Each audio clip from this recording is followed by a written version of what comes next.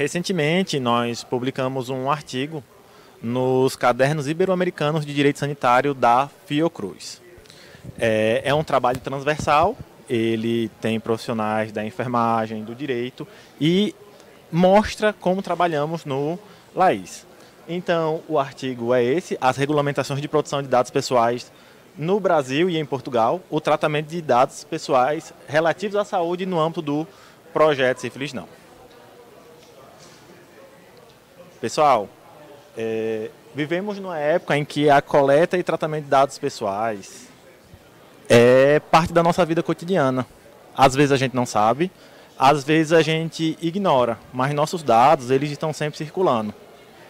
E a gente não tem como saber se existem mecanismos para garantir, né, a nossa privacidade, garantir que esses dados não serão disponibilizados para terceiros. Essa questão ela foi agravada com a proliferação dos sistemas que se utilizam de grandes bancos de dados. A partir desse momento, nós temos indivíduos que possuem acesso a grandes conjuntos dos nossos dados. Então, a nossa autonomia, a nossa liberdade, ela começa a ficar em risco. Sim. Atualmente, não se enganem, atualmente dados pessoais têm muito valor comercial, certo? Com o seu dado pessoal, eu consigo fazer o seu perfil de comportamento, eu consigo fazer o seu perfil de consumo. E pior, eu consigo manipular a sua opinião política. Então, o próprio Estado Democrático de Direito, ele está em jogo. Nesse cenário, as discussões que envolvem a proteção dos nossos dados pessoais, ela é central. Bem, o projeto Sífilis Não, ele é uma pesquisa em saúde que objetiva a redução da sífilis adquirida em gestantes, bem como a eliminação da sífilis congênita. A melhora da integração entre a vigilância e a assistência em saúde, bem como o estabelecimento de alguns eixos, como a educomunicação, cuidado integral, gestão e governança, são partes integrantes dessa pesquisa. Então, trata-se de um modelo de referência. Ela pode ser replicado para outras doenças, outras infecções sexualmente transmissíveis, como o HIV. Beleza, Luiz. Você está falando de produção de dados, você cortou falando do projeto Sífilis Não. Qual seria a relação? Toda, pessoal. Atualmente, o uso dos sistemas de informação e análise de dados em saúde, ele tem se mostrado muito eficaz no planejamento e desenvolvimento de ações de monitoramento e respostas a surtos epidemiológicos. Então, para esse fim, no âmbito do projeto Sífilis Não, são tratadas vastas quantidades de dados pessoais relativos à saúde. Mas eu estou falando aqui de dados pessoais e eu ainda não dei o conceito. Então, vamos nós. Por dados pessoais, nós entendemos aqueles dados ou informações relacionados a alguém. Então, nome, CPF, endereço, fotos, tudo isso são dados pessoais. Mas até mesmo aquelas informações que podem te identificar indiretamente são considerados dados pessoais. Então, os seus dados de consumo são dados pessoais. O seu IP é um dado pessoal. Os dados pessoais sensíveis, né, são aqueles que têm um grande potencial lesivo em razão da sua natureza. Eles podem causar discriminação. Então, dados como opinião política, opinião religiosa, origem étnica, dados relacionados ao seu estado de saúde. Em regra, eu não posso tratar esses dados pessoais, sensíveis no caso. Isso porque a proteção desses dados é importante para garantir que os indivíduos eles desenvolvam sua personalidade livremente, conforme está garantido na Constituição.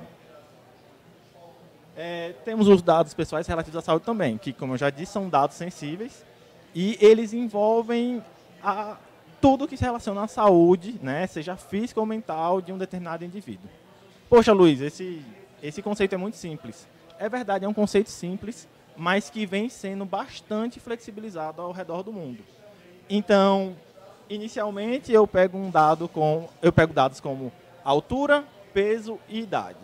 Individualmente, isso pode não parecer um dado pessoal relativo à saúde, Mas quando eu coloco num desses rastreadores de atividade do meu smartwatch, ele passa a ser um dado pessoal relativo à saúde. Então, os dados pessoais sensíveis, como eu falei, geralmente, em regra, não podem ser tratados. Mas no âmbito do projeto Sífilis Não, eles são tratados sem o consentimento do titular. Então, como isso seria possível? A Lei Geral de Proteção de Dados, a nossa LGPD, ela é a lei que rege a proteção de dados aqui no Brasil.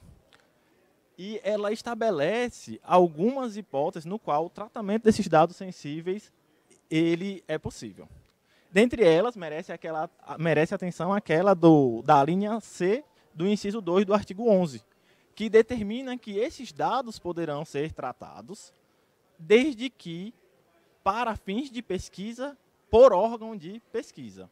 Ou seja, nós temos dois critérios objetivos. Primeiro, precisa ser uma pesquisa, e essa pesquisa tem que ser executada por um órgão de pesquisa. Então, vamos discutir um pouquinho o conceito de pesquisa. Para manter a prestação breve, eu trouxe esse conceito de Jung, certo? Que ele trata a pesquisa como uma ferramenta para a descoberta de novos conhecimentos. Então, são trabalhos teóricos e experimentais, né, voltados para a aquisição de novos conhecimentos. O projeto Sífilis Não, ele envolve o desenvolvimento de novas metodologias de enfrentamento para o enfrentamento da sífilis. Isso por meio de ações mediadas por tecnologia e com a utilização de novas estratégias de comunicação. Então, para mim, não há dúvidas de que se trata de uma pesquisa, certo? Que pode ser pesquisa aplicada, mas é uma pesquisa. E quanto ao órgão executor, trata-se da própria UFRN. A UFRN é uma autarquia em regime especial que tem como missão institucional o ensino, a extensão e a pesquisa. Então, é um órgão de pesquisa por excelência.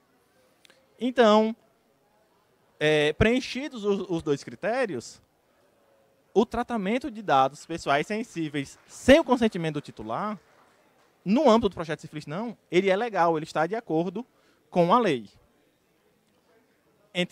Entretanto, esse tratamento não pode ser descasoso. Todas as exigências trazidas pela lei, todos os princípios de proteção de dados, minimização de dados, tudo tem que ser observado. Existe essa hipótese, mas não significa que a rigidez do tratamento vai ser flexibilizada. A minimização o professor Carl pediu para eu explicar o que seria a minimização dos dados que eu falei. No caso, é a utilização do mínimo necessário. Tá certo? Se eu só preciso de nome e idade, eu só vou tratar nome e idade. Eu não tenho para que pegar, por exemplo, cor, raça, alguma coisa do tipo. Tá certo? Então, a gente sempre trabalha com o mínimo necessário. Isso é muito importante para nós que fazemos pesquisa. Por quê? Porque nós temos a tendência de querer perguntar mais do que devemos perguntar. Antes da lei, nós podíamos fazer isso. Os comitês de ética mais cuidadosos impediam o excesso. Porém, agora a lei é taxativa. Você deve solicitar o menor número de informações, ou seja, de dados pessoais. Porque, inclusive, para saber se o dado vazar, você tem que indenizar. Então, quanto mais dados desnecessários você tiver na sua pesquisa, mais responsabilidade você tem na guarda daqueles dados. Então, os pesquisadores têm que começar a aprender a perguntar o que é essencial para o objeto da pesquisa. Não, inclusive, era muito comum ao pesquisador pegar esses dados sem um motivo para tanto. Certo? Você nunca pegava o mínimo, você pegava tudo e se um dia você viesse a precisar, você se utilizava desses dados. Nesses termos não é mais possível fazer isso, tá certo? E o CONEP está em cima dessa questão. O CONEP e o CEP estão em cima dessa questão. Bem, então, aqui no Brasil, o tratamento desses dados é ok. Mas e se a gente quiser levar essa pesquisa, se a gente quiser replicar o projeto Sífilis Não em Portugal? Seria possível? Vamos lá, para a gente entender isso, a gente precisa discutir a importância da própria pesquisa em saúde, certo? Porque, vamos nós, se a pesquisa ela volta-se à aquisição de novos conhecimentos, a pesquisa em saúde ela vai estar atrelada ao desenvolvimento, à descoberta de atualização mesmo, de novos protocolos terapêuticos, de insumos, de fármacos. Isso significa que essa pesquisa em saúde é essencial para a melhora na qualidade de vida dos indivíduos.